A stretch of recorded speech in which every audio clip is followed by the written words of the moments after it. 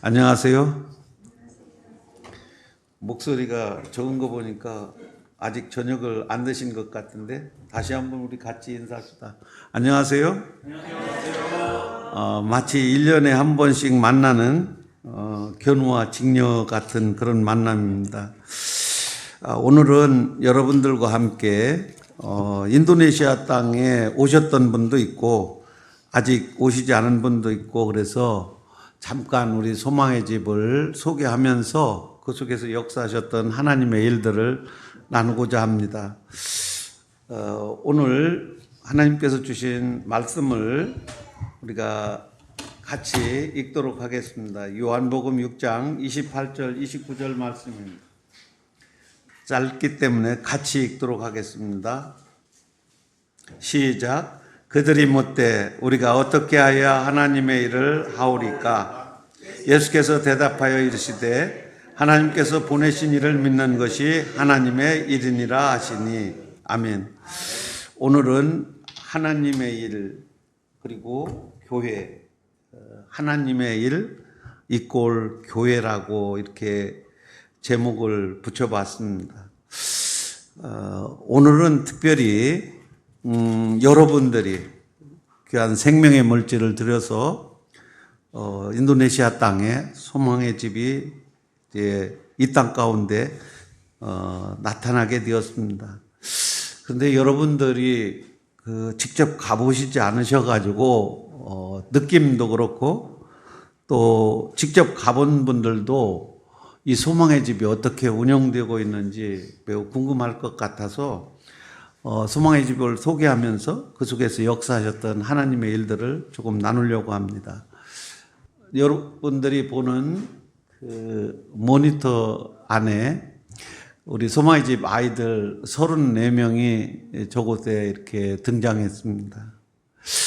아마도 여러분들이 뭐 자세히 볼 수도 없고 본다 한들 저 아이들이 누군지 알 수가 없습니다.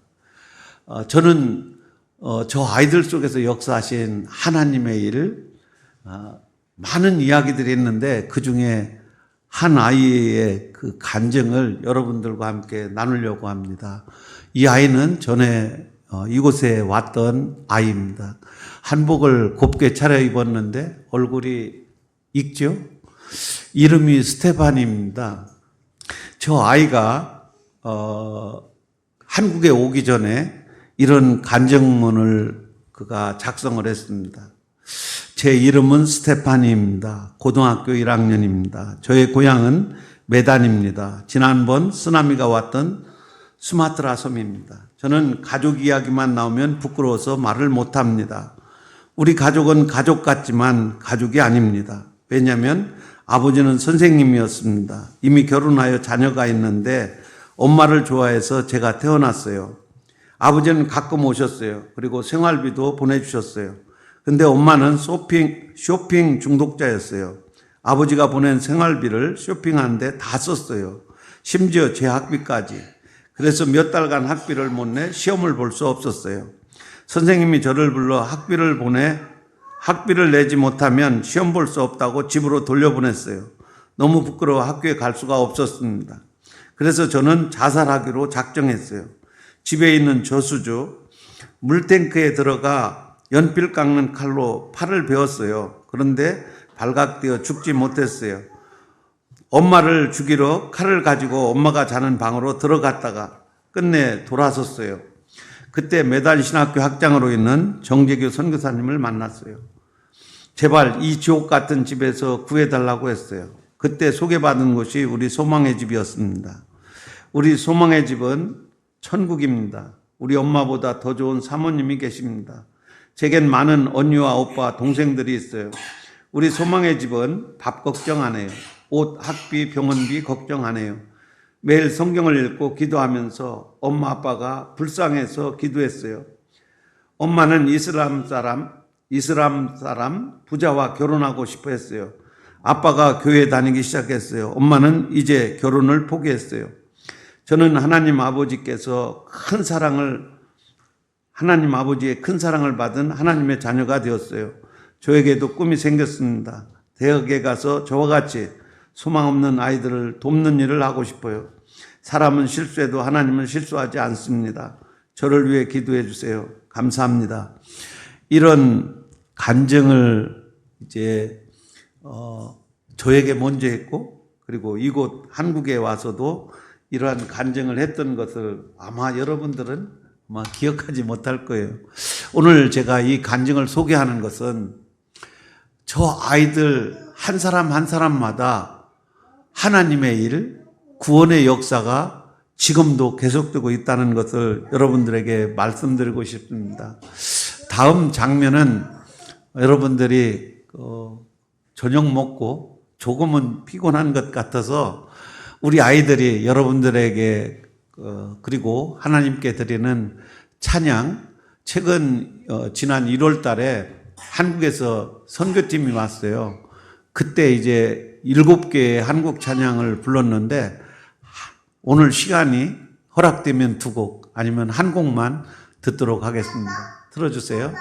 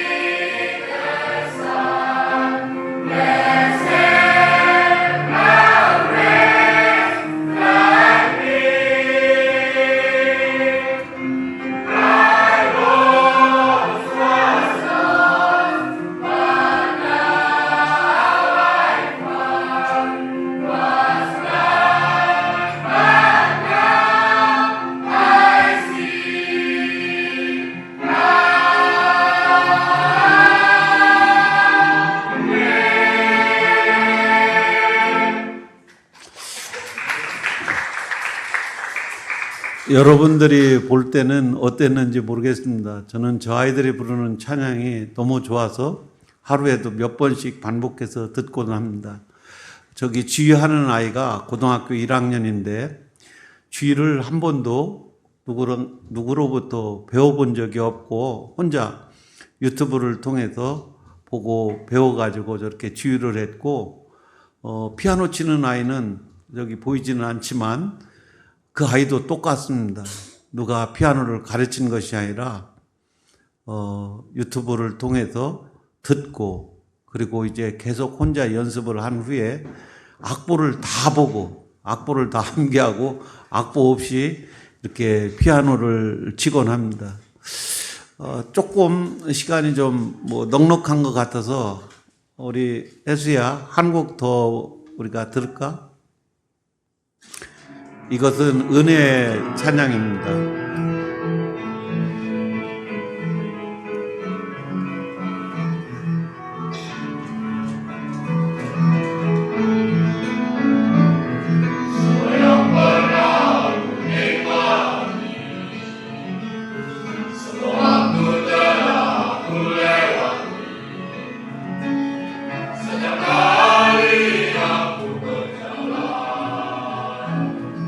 Hallelujah.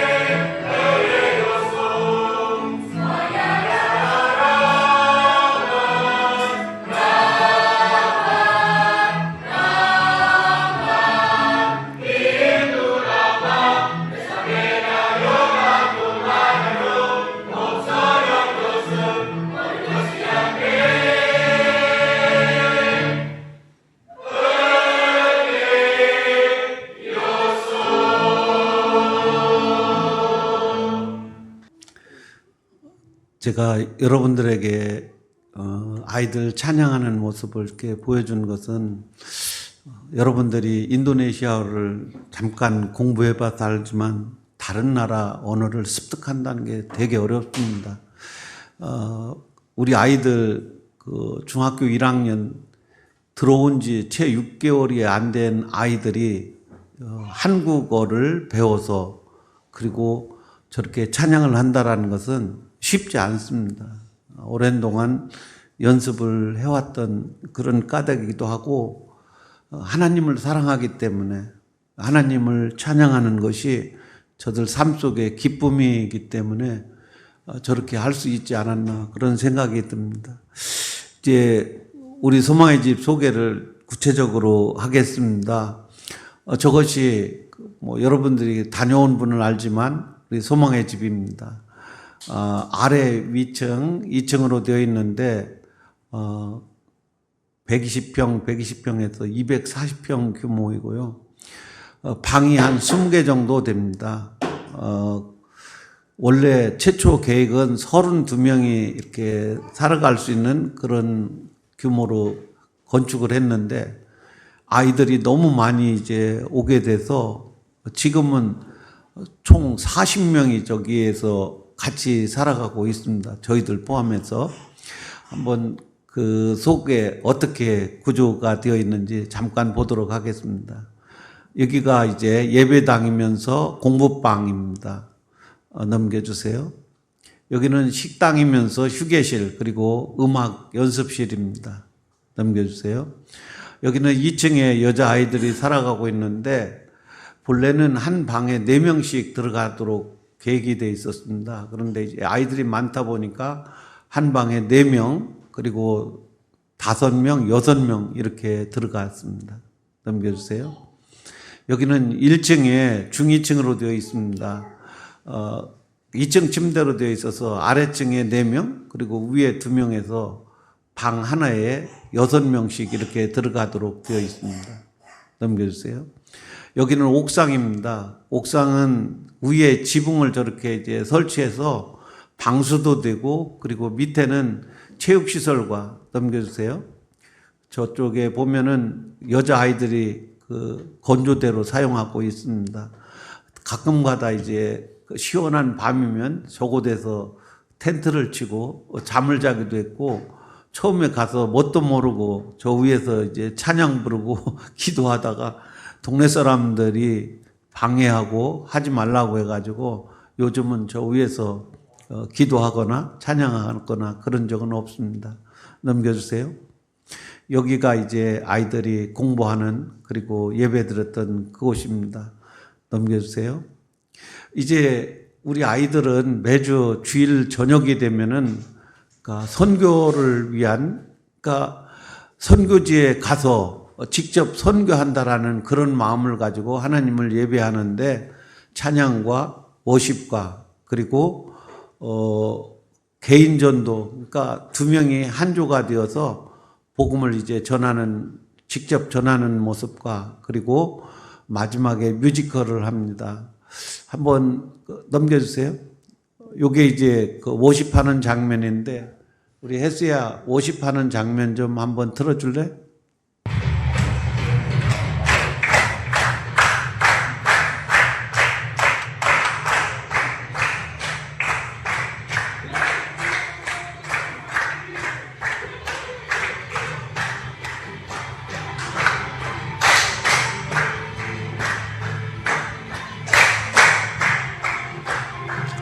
됐습니다. 혜수야,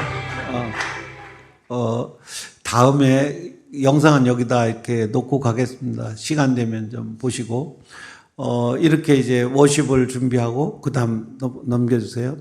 성경 암송 및 그 개인전도 훈련하는 것은 여기에 포함을 못 시켰습니다. 이것은 이제 뮤지컬 죽임당한 어린 양, 그것을 가지고 각 교회, 그리고 이제 요청하는 곳이면 어느 곳이든 저희들이 가서 복음을 전하고 있습니다. 넘겨주세요. 넘겨주세요. 네, 넘겨주세요. 이것은 저희들이 이제 매년 그 3주씩 전원을 데리고 다른 섬에 가서 이제 복음을 전하는 그런 내용입니다. 이 사진은 저희들이 메단에 가서 이제 복음을 전할 때 어느 한 교회를 가서 이제 복음을 전했는데 그 유초등부와 그리고 중고등부 학생까지 한 교회에 300명의 어린이들이 모여가지고 300명 이상 저희들이 이제 붕회를 하게 됐는데, 오전에는 그 성경학교를 열고 오후가 되면은 저 교회 이제 교인들과 함께 그 지역에 각 집을 다니면서 복음을 전하고, 그리고 저녁에는 어른들을 대상으로 해서 붕회를 했습니다. 넘겨주세요. 여기는 이제 자바섬에 있는 끝자락에 이제 그 기독교인들이 그래도 많이 살고 있는 그 솔로라는 그런 곳이 있습니다. 그곳에서 저희들을 초청해 주셔가지고 그 지역에 있는 세계교회 청년들 500여 명을 모아놓고 부흥회를 했던 그런 장면입니다. 넘겨주세요. 여기는 깔만탄 보르네오 섬에서 어린아이들을 모아놓고 여름 성경학교를 했던 그런 모습들입니다. 넘겨주세요. 저희들이 타고 가는 배입니다. 3박 4일간 이제 저 배를 타고 가는데, 배가 커서 그 안에 이제 웬만한 트럭이라든지 이런 것들까지 같이 이제 타고 갑니다. 저희들이 배를 타고 가는 이유는, 배를 타면은 3박 4일간에 밥을 전부 다 공짜로 주고, 물론 이제 식사 문제도 해결될 뿐만 아니라 짐을 얼마든지 많이 가져갈 수가 있어요. 그리고 또 좋은 것은 배를 타면은 비행기 가격의 한 3분의 1 정도 됩니다. 그리고 이제 저 안에는 예배 드릴 수 있는 공간이 있어요. 이슬람 사람들도 기도 시간이 있지만 기독교인들에게 기도할 수 있도록 그 배에서 광고를 해줍니다. 장소와 시간을 알려주면은 그곳에 이제 예수 믿는 사람들이 와서 이제 예배를 드리는데, 제가 이제 처음에 배를 선택한 것은, 배는 오갈 데가 없잖아요. 그래서 우리가 갑판 위에 올라가서 찬양도 하고 워십도 하게 되면 사람들이 몰려들 것이다. 그러면 그 사람들에게 짧지만 복음의 메시지를 전할 수 있지 않을까 해가지고 시작하게 되었습니다. 근데 이제 제가 이제 배를 타고 가면서 느끼는 것은, 우리 아이들이 배를 타고 3박 4일 가면서 언니나 오빠나 동생 이 관계가 아주 깊은 관계로 이렇게 맺어지는 것을 보면서 혹시 우리 중심교회도 다음에 선교를 가게 된다면은 저렇게 배를 타고 한 주일간 같이 여행하는 것도 큰 의미가 있어 보입니다. 넘겨주세요. 여기는 이제 우리가 바두이족 선교 같은 그런 내용입니다. 바두이족은 여러분들이 알다시피 우리가 20번 이상 갔는데 아직도 한 명도 예수님을 영접하지 않았습니다. 올해도 이제 7월 달에 부천에 있는 내동 감리교회에서, 그리고 8월 달에는 광주 영락교회에서, 10월 달에는 우리 노은교회에서 이제 선교팀이 오게 됩니다. 그때 이제 꼭 제가 이제 모시고 가는 곳이 바두이족입니다. 왜냐하면 아직도 저들이 예수님을 영접하지 않았기 때문입니다. 넘겨주세요. 여기는 제가 11년도에 그 파푸아 뉴기니아에 있는 그 인도네시아 땅에, 이따가 설명을 드리겠습니다. 인도네시아 섬에 그 파푸아 뉴기니아 섬이 있는데, 절반은 그 파푸아 뉴기니아 땅이고, 그리고 절반은 인도네시아 땅 이리안자라고 합니다. 여러분들 인터넷에서 최후의 원시부족 단위족속을 치면은 이 사람들이 나옵니다. 넘겨주세요. 지금도 저들은 이제 한 70여 년 전만 해도 식인종이었습니다. 지금은 이제 완전히 식인종 그러한 것들은 이제 하지 아니하고, 그때 당시에 전투했던 장면을 지금도 하나의 민속 공연처럼 해서 손님들이 오면 보여주고, 비용이 꽤 비쌉니다. 우리가 저걸 보기 위해서는 한국 돈 5만 원 정도 내야 되고, 돼지 한 마리, 작은 돼지도 50만 원 이상 하거든요.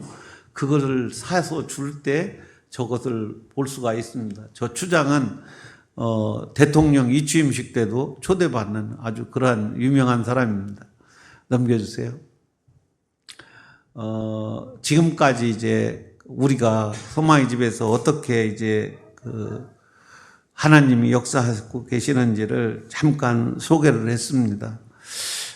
오늘 이제 사실은 제가 여러분들이 궁금하게 여기는 여러분들이 귀한 생명의 물질을 들여서 예배당 건축을 파푸아 지역에 하려고 이제 기도도 했고 준비를 해왔습니다. 그런데 우리 오토가 신학대학을 졸업하고 고향으로 돌아가는 것을 한 해 두 해 미뤄가지고 결국은 이제 하지 못한 상태로 오토가 이번 9월 달에 이제 신학대학원 졸업을 하게 됩니다. 근데 그걸 이제 저희들이 일단은 접고 슬라웨시라는 곳에 여러분들이 헌금한 그것을 가지고 지금 예배당을 건축하고 있습니다. 함께 그 지역으로 가서 건축하고 있는 장면을 좀 설명을 드리도록 하겠습니다. 이게 이제 인도네시아 땅입니다. 지금 청색으로 보이는 그곳만이 인도네시아 땅입니다. 여러분들이 보시기에 그 청색 바탕으로 되어 있는 맨 좌측에 있는 청색으로 된 길게 된 것이 그게 그 수마트라 섬, 아까 얘기했던 메단, 맨 끄트머리가 아째 지역인데 거기에 쓰나미가 지난번에 왔었습니다. 바로 그 앞쪽에 보이는 것이 말레이시아고, 그리고 말레이시아 끝자락이 싱가포르입니다. 그 다음에 이제 그 가운데에 꽤 넓은 이렇게 섬이 있는데 거기가 이제 보르네오 섬이라고 일컫는 깔리만탄 섬입니다. 저 섬에는 앞쪽에 짙은 녹색으로 표시된 부분이 말레이시아 지역이고요. 가운데에 말레이시아 그 가운데에 브루나이라는 왕국이 표시되어 있는데 저기는 나타나지 않았네요. 그러니까 그 깔리만탄 섬, 보르네오 섬에는 말레이시아와 브루나이, 인도네시아 세 나라가 공존하고 있습니다. 그 다음에 그 우측에 보면은 우리 내장 마냥 생긴 곳, 거기가 이제 슬라웨시라고 하는데 그 지역은 이제 우리가 지금 건축하고 있는 예배당 건축하고 있는 곳인데 뒷장에서 더 자세히 설명을 드릴게요. 우측을 한번 보시면은 낙타 모양 이렇게 생긴 곳이 빨간색하고 청색 부분인데 빨간색은 파푸아 뉴기니아, 그리고 청색 부분은 거기가 이리안자입니다. 파푸아 아까 오토라고 하는 아이가 저 파푸아 섬에서 왔고 그 내륙이 와메라라는 그런 곳이 있습니다. 그곳에서 왔는데 제가 이제 자바섬을 설명드리려고 합니다. 수마트라 섬과 그 깔리만탄 섬 바로 앞에 이제 길게 뻗어 있는 데가 누워 있는 곳이 그게 자바섬입니다. 그리고 수도가 자카르타이고요. 저희들이 그 자카르타에 있습니다. 여러분들이 잘 아는 대로 그 자바섬 바로 우측에 있는 것이 발리섬이고 그리고 롬복 휴양 시설이 그곳에 많이 있습니다. 넘겨주세요. 지금 저기 표시된 곳 빨간 부분이 그곳이 이제 슬라웨시 중에서 우리가 지금 건축하고 있는 그곳입니다. 그곳의 이름이 갑자기 생각이 안 나네. 저 슬라웨시 섬이 크게 이제 도시가 몇 군데 있는데 팔로라는 그런 도시입니다. 그 도시 인구가 한 38만 정도 되는데 저기에서 이제 끝자락 부분에 그 예배당을 지금 건축하고 있습니다. 넘겨주세요. 여기가 이제 건축하기 전 예배당이었습니다. 넘겨주세요. 여기는 그 목사님 사택이었는데 거의 이제 폐허 정도가 돼서 지금 현재는 저기를 사용하지 않고 있습니다. 넘겨주세요. 잘 안 보이네요. 그 예배당 설계도를 종이다 저렇게 해가지고 허가를 받았는데 넘겨주세요. 요런 형태로 이제 예배당을 지으려고 합니다. 이제 폭이 10m, 그리고 길이가 16m, 높이가 최고 높이가 3.8m 되는 저런 예배당을 건축하려고 지금 건축 중에 있습니다. 넘겨주세요. 이것이 이제 그 건축할 때 얘들이 이제 우리 기초돌 놓는 것처럼 그 기초돌 놓는 행사가 대단히 중요합니다. 그래서 지방에 있는 유지들이 와가지고 함께 처음에는 이제 목사님이 그리고 이제 교회 중진들이 그 옆에다 이제 돌을 쌓고 그리고 유지들도 와가지고 그 위에다 이제 돌을 놓습니다. 이게 이제 처음 기초돌 놓은 장면입니다. 넘겨주세요.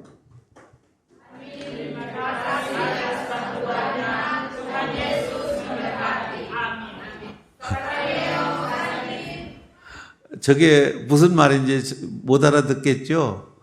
방금 한 말씀이 여러분들이 이 건축을 도와주셔서 너무 감사합니다라고 인사한 그거거든요. 그러니까 여러분들이 헌금을 들여서 이렇게 예배당 건축하게 된 것을 매우 기뻐하며 기도하고 그리고 하나님께 감사하고 있는 그런 모습이었습니다. 넘겨주세요. 이 사람들이 이제 그 돌을 채취해 가지고 오는 장면입니다. 다른 섬에 가서 그 돌을 채취해 가지고 저 작은 배에다가 싣고 이렇게 옵니다. 넘겨주세요. 오게 되면은 저기 이제 그 운반하는 그런 장면 넘겨주세요. 이것도 매 마찬가지 그 운반하는 장면입니다. 넘겨주세요. 넘겨주세요.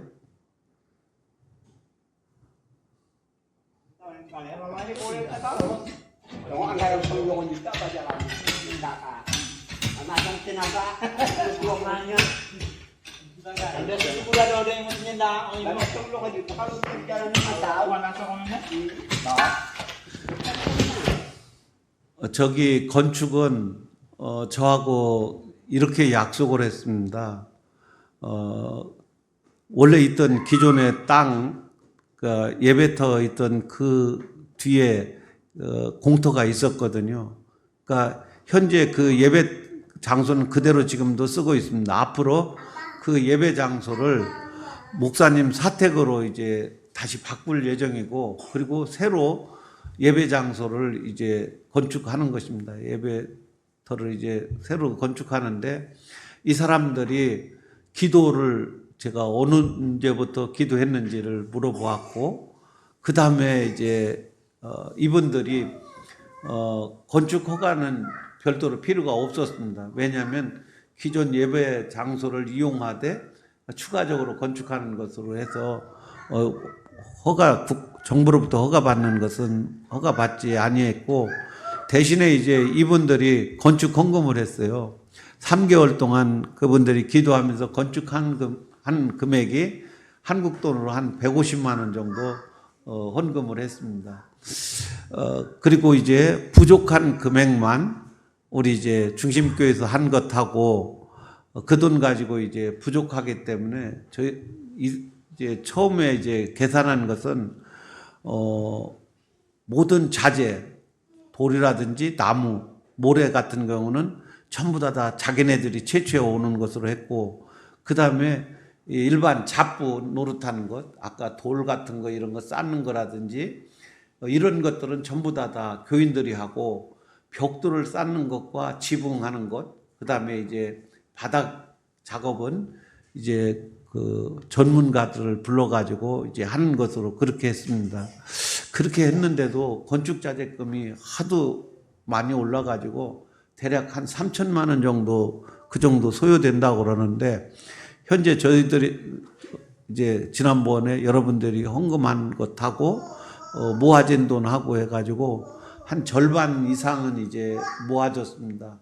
근데 저는 이제 좀 급하게 올 해에도 공사가 좀 완전하게 다 이루어졌으면 좋겠다라는 그런 바람을 가지고 있었는데, 제가 물어보니까 2년 정도 기간을 저들은 생각하고 있습니다.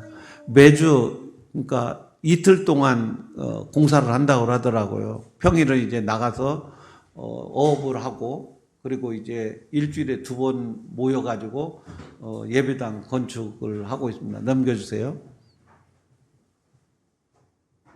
여기는 이제 산에 들어가가지고 창문으로 쓸 나무를 베고 있는 그런 장면입니다. 넘겨주세요.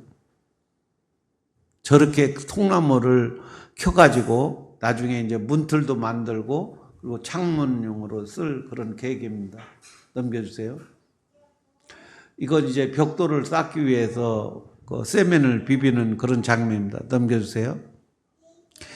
지금 이제 세면은 이번 주까지 해가지고 다 만들었다고 제가 들었습니다. 넘겨주세요. 저렇게 이제 기초 공사 끝났고 그리고 벽돌을 전부 다 이렇게 만들게 되면은 아마 다음 주부터 이제 벽돌 쌓기 작업을 하게 될 겁니다. 넘겨주세요. 넘겨주세요. 이렇게 공사가 이제 하는 동안 교인들이 모여서 식사를, 원래는 인도네시아 사람들은 예배 후에 식사를 같이 하지 않습니다. 근데 이제 공사를 마친 후에 공사하는 중에 저렇게 식사를 같이 나누는 그런 장면입니다. 넘겨주세요. 네, 이상입니다. 여러분들이 보셨던 것처럼 여러분들이 드려진 헌금이 누구에겐가는 그곳에서 새 생명이 이제 그곳에서 예수님을 나의 주와 구세주로 영접하고 그리고 새로운 삶이 시작되는 것이 보이지 않는 곳에서 지금도 하나님이 일하고 계심을 저는 직접 현장에 가지 못했습니다. 왜냐하면은 저기까지 가는데 드는 비용하고 시간이 상당했습니다. 제가 한번 오가는데 들어간 비용만 한국 돈으로 한 70만 원 정도, 그 정도 소요됐습니다. 그래서 이제 가기 위해서 자카르타 비행장에 가서 비행기를 타고 아까 봤던 그 섬으로 이제 1차 가게 됩니다. 거기서 다시 배를 타고 이제 다른 섬으로 넘어가야 되고 그리고 거기서 다시 승용차를 이제 빌려가지고 2시간 정도 가게 되면은 아까 그 공사하던 그 현장에 갈 수가 있는데 왕복 비행기 값하고 차량 이런 것들을 하다 보니까 의로 이제 교통비가 너무 많이 들어서 차라리 그럴 바에는 그 돈을 건축하는 데 드리고 공사가 완전히 끝난 후에 제가 가는 걸로 그렇게 약속을 했습니다. 대신에 공사 진행되는 것은 사진과 그리고 이제 영상을 촬영해 가지고 계속해서 보낼 겁니다. 여러분들에게도 들어오는 대로 예배당 건축하는 내용들을 여러분들에게 전해 드릴 것입니다. 중요한 것은 여러분들이 끝까지 공사가 잘 마무리되도록 그리고 공사하는 중에 아무런 안전사고가 없도록 저는 이제 저런 공사를 통해서 우리가 얻어야 될 매우 중요한 교훈이 있다고 생각합니다. 그 교훈이 뭐냐면 저렇게 교인들이 공사에 직접 참여함으로 교회에 대한 깊은 애정이 쌓여진다고 저는 그래 생각하고 있거든요. 돈을 우리가 헌금을 많이 해가지고 건축업자가 와서 공사를 다 하는 것도 의미가 있겠지만은 그것보다는 내가 땀 흘려서 그리고 내가 얼마간의 그 특별한 헌금을 들여서 이렇게 쌓아지는 벽돌 하나하나에 의미가 있고 교회가 저는 이제 저 공사를 통해서 영적으로도 성장이 되어야 되고 그리고 저희들이 이제 교회를 사랑하는 마음이 예전보다 더 뜨거워지리라 그렇게 생각을 합니다. 그래서 건축을 통해서 교회가 더 성숙해지기를 원하고 또 하나님이 축복해 주셔서 또 더 많은 영혼들이 주님께로 돌아오는 그런 축복의 그러한 통로가 되었으면 하는 그런 바람입니다. 여러분들이 그를 위해서 좀 기도해 주시고 아마 여러분들 마음속에 여전히 그런 마음이 계속 가지고 있을 것입니다. 사실 오늘 여러분들에게 이제 제가 드리고 싶은 내용이 오늘 읽은 그 본문 말씀을 이제 함께 나누려고 합니다. 여러분들이 한번 깊이 생각한 다음에 대답을 하십시오. 갑자기 대답하지 말고 정말 그러한가 생각한 후에. 하나님은 언제나 옳습니다. 어제도 옳았습니다. 오늘도 옳습니다. 내일도 옳습니다. 아멘입니까? 아멘. 다시 한번 우리 마음속에 하나님 앞에서 우리의 신앙을 고백합니다. 하나님은 언제나 옳습니다. 아멘. 어제도 옳습니다. 아멘. 오늘도 옳습니다. 내일도 옳습니다. 이것이 제가 고백하는 신앙 고백이고 여러분들이 하나님께 드리는 그런 신앙 고백이 되었으면 좋겠습니다. 오늘 말씀을 보게 되면은 이 말씀의 배경은 여러분들이 잘 압니다. 오병이어의 기적과 그리고 예수님께서 갈릴리 바다 위를 걸어서 제자들에게 온 장면 이후에 예수님을 많은 유대인들이 찾아왔습니다.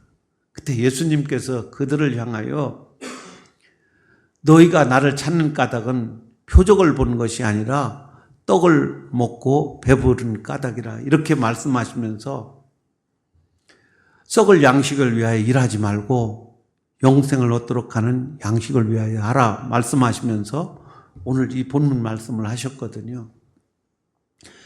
유대인들이 어떻게 하여야 우리가 하나님의 일을 할 수가 있습니까?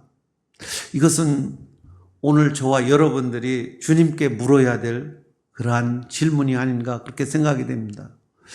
그들이 물었던 우리가 어떻게 하나님의 일을 하오리까? 이 물음은 깊이 우리가 살펴보면은 그러니까 이런 의미입니다.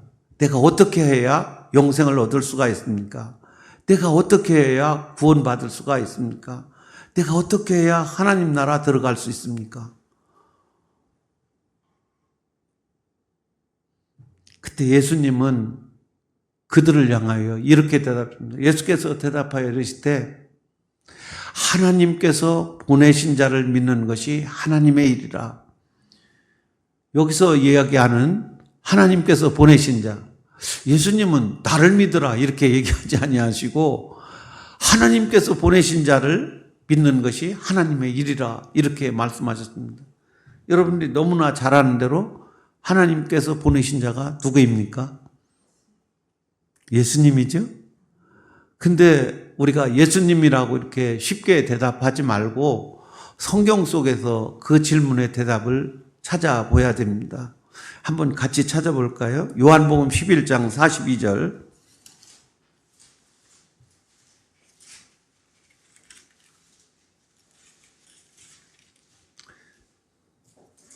다 찾으셨나요? 같이 읽도록 하겠습니다. 항상 내 말을 들으시는 줄을 내가 알았나이다. 그러나 이 말씀 하옵는 것을 둘러선 무리를 위함이니 곧 아버지께서 나를 보내신 것을 그들로 믿게 하려 함이니이다. 아멘. 제가 다시 읽습니다. 하나님의 음성으로 들으십시오. 항상 내 말을 들으시는 줄을 내가 알았나이다. 그러나 이 말씀 하옵는 것은 둘러선 무리를 위함이니 곧 아버지께서 나를 보내신 것을 그들로 믿게 하려 함이니이다. 아멘. 이 말씀은 여러분들이 잘 아는 대로 죽은 나사로를 예수님께서 다시 살리시는 그 장면입니다. 그런데 그 살리시기 이전에 예수님께서 하늘을 향하여 이제 기도하는 그런 장면입니다. 그런데 여기 말씀의 이제 끝 부분을 보게 되면 예수님께서 죽은 나사로를 다시 살리는 것이 그게 하나의 표적이거든요. 그러면 그 표적이 의미하는 것이 무엇이었냐면 오늘 말씀이 이렇게 얘기합니다. 아버지께서 나를 보내신 것을 그들로 믿게 하려 함이니이다. 예수님이 하나님께서 예수님을 이 땅에 보내신 것을 믿게 하기 위하여 죽은 나사로를 다시 살리셨다라는 거예요. 그러니까 7가지의 표적의 마지막 끝 장면이 죽은 나사로를 다시 살리시는 그 장면이잖아요. 그러니까 그 예수님께서 표적을 나타내신 그 목적이 어딨냐면 하나님께서 예수님을 이 땅에 보내신 것을 둘러선 무리들, 유대인과 그리고 제자들이 믿도록 하기 위해서 예수님께서 이 표적을 나타내 보이셨다라는 거예요. 그런데 우리가 조금 더 가면은 17장을 봅시다. 17장 21절. 17장 21절을 좀 우리가 같이 찾아서 읽도록 하겠습니다.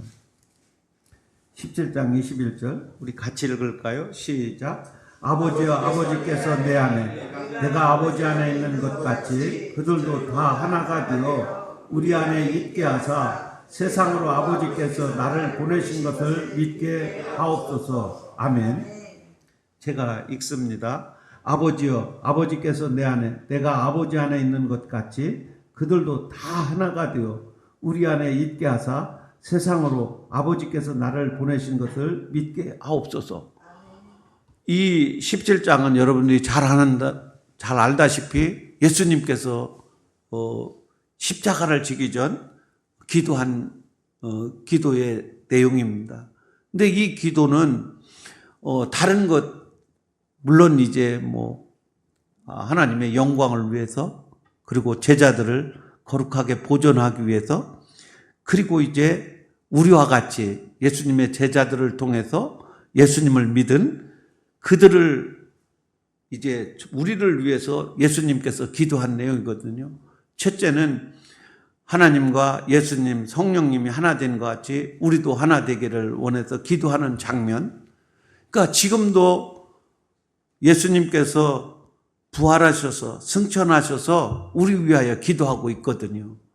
그 기도의 내용이 바로 이 내용이라는 거예요. 그러니까 예수님이 이 땅에 온 것은 하나님께서 보내신 자라는 것이죠. 예수님이 이 땅에 오신 것은 바로 하나님께서 예수님을 이 땅에 보내신 것이 오늘 여기 기도 내용에도 포함되는 것을 볼 때, 우리가 예수님을 믿는 것이 바로 하나님의 일이라고 했잖아요. 이제 제 경우 제 간증을 하겠습니다. 지난번에도 한번 그런 간증을 한 적이 있는데, 제가 하나님께서 저를 찾아오셔서 요한복음 9장 1절부터 3절 말씀에 의하면 예수님과 제자들이 길을 걸어가고 있었어요. 그때 제자들이 예수님에게 물어보았습니다. 날 때부터 눈먼 소경을 보았거든요. 예수님, 왜 저 사람은 날 때부터 눈먼 소경으로 태어났습니까? 그것은 부모의 죗값이 아닙니까? 아니면 자기의 죗값이 아닙니까? 이렇게 물어보았을 때 예수님이 아니다라고 그렇게 말씀하시면서 바로 저 사람을 통해서 하나님의 일을 나타내시기 위함이라고. 그 하나님의 일, 오늘 읽은 본문이 이야기하고 있습니다. 하나님의 일이 뭐냐면 하나님께서 보내신 자를 믿는 것. 예수님을 믿게 하는 것이 바로 하나님의 일이라는 것입니다. 그러니까 오늘 이제 우리가 일생을 살아가면서 모든 인간들이 여러 가지 인생에 굴곡이 있습니다. 어떤 사람은 암병에 걸리기도 하고, 어떤 사람은 경제적인 아주 어려움에 처하기도 하고, 어떤 사람은 관계가 깨어져서 이혼하기도 하고, 배반하여 등을 돌리기도 합니다. 그런데 우리의 이 인생의 그런 굴곡진 부분들, 우리 모두는 피해가고 싶고 그런 일이 우리에게 닥쳐오지 않았으면 하는 그런 바람을 가지고 있잖아요. 그런데 우리가 지금 이 자리에 있는 것은 그냥 우연히 와 있는 것이 아니라 하나님의 일, 하나님께서 우리를 태어나게 하셔서 이곳까지 오기까지에는 때로는 경제적인 어려움을 겪은 사람도 있고, 인간 관계가 깨어져서 고통당하는 사람도 있고, 질병 가운데 있는 사람도 있고, 어떤 사람은 쓰나미가, 어떤 사람은 지진을, 어떤 사람은 교통사고를 통해서 주님께로 돌아온 자가 있다라는 것입니다. 그러니까 우리의 인생의 전체적인 쓸모없는 것이 아니라 바로 우리가 예수님을 믿게 하기 위하여 하나님께서 악이라 할지라도 허락을 하게 되었고, 또 우리가 바른 길을 걸어가도록 허락을 하셨다라는 이런 측면에서 하나님의 일이라는 것이 단순히 그냥 우리가 나가서 복음을 전하는 그것만이 하나님의 일은 아닙니다. 우리의 삶 전체가 하나님의 일이라는 것이죠. 그러니까 학생은 학교에서 공부하는 게 하나님의 일이고, 또 직장에서 일하는 것도 하나님의 일이고, 어린 아이들은 그냥 기저귀 차고 배고프면 울고 오줌 싸면 우는 것이 그것조차도 하나님의 일이라는 거예요. 그럴 때 이제 우리 마음속에서 지금 작은 것이나 큰 것이나 어려운 일이나 쉬운 일이나 기쁜 일이나 슬픈 일이나 다 그 속에 하나님의 일이 포함되어 있다. 그 하나님의 일은 내가 예수님을 믿게 하는 것. 이것이 바로 하나님의 일이라. 그러니까 여러분들이 오늘 이 자리에 있는 것은 하나님께서 일하셔서 오늘 이곳에 와 계시는 것입니다. 문제는 이제 우리가 예수님을 나의 주와 구세주로, 나의 임금으로, 나의 왕으로 영접했는데 이후에 남은 생애를 어떻게 사는 것이 더 중요하다라는 거예요. 여러분들은 어떻게 살고 싶습니까? 오늘 성경이 이야기합니다. 너는 남은 생애를 어떻게 살고 싶냐? 유대인들에게 반문합니다. 네가 영생을 얻었다면, 네가 하나님의 자녀가 되었다면, 네가 구원받은 하나님의 백성이 되었다면 남은 생애를 어떻게 살 것이냐? 그 질문에 대한 대답이 오늘 말씀 속에 있습니다. 남은 생애는 네가 아플 때나 기쁠 때나, 네가 어려움을 당할 때나 좋은 일을 당할 때나 언제든지 기억해야 될 것은 나를 통해서 예수 믿지 않는 누군가에게 예수님을 믿도록 그에게 선한 영향을 끼치는 것이 바로 저와 여러분들이 이 세상을 살아가야 될 목적이고, 그런 삶을 살아가야 된다는 것입니다. 그러기 위해서는 먼저 내 안에 예수님이 없으면 하나님의 일을 할 수가 없습니다. 내 안에 예수님이 계신 분, 하나님이 계신 분, 성령님이 계신 분만이 하나님의 일을 할 수가 있는 것입니다.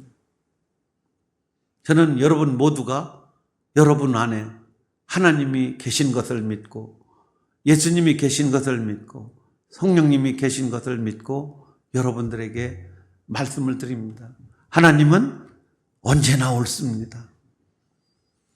어제도 옳았고 오늘도 옳았고 내일도 옳습니다.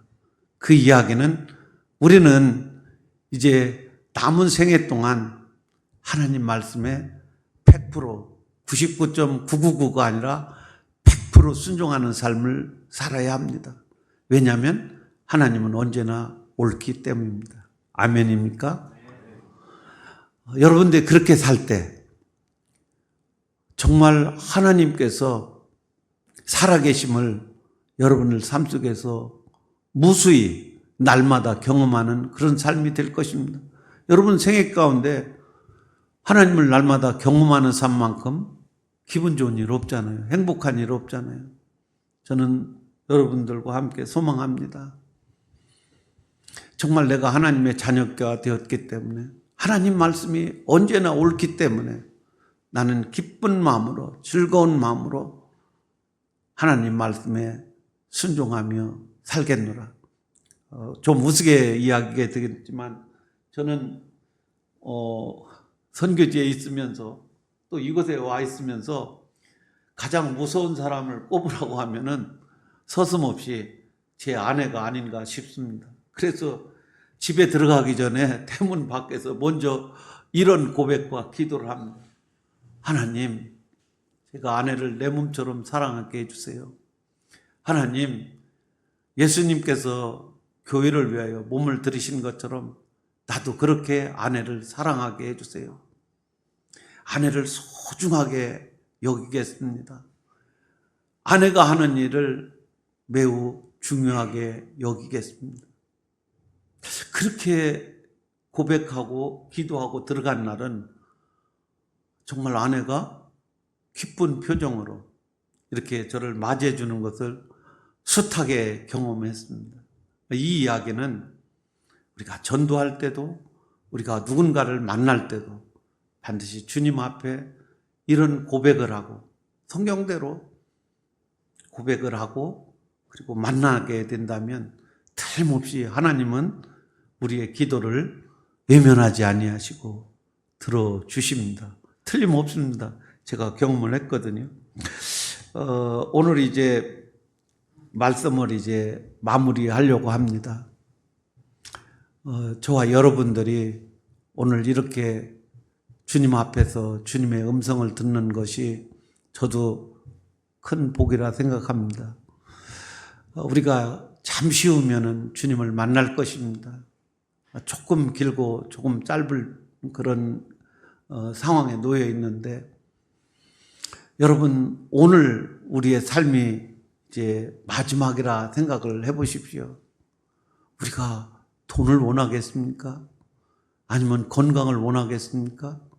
아니면은 깨어진 다른 사람과의 관계를 생각하겠습니까? 성경은 이야기합니다. 나를 부인하고 자기를 부인하고 자기 십자가를 지고 좁은 문 좁은 길 주님이 걸어가신 길을 따라오라고 말씀하십니다.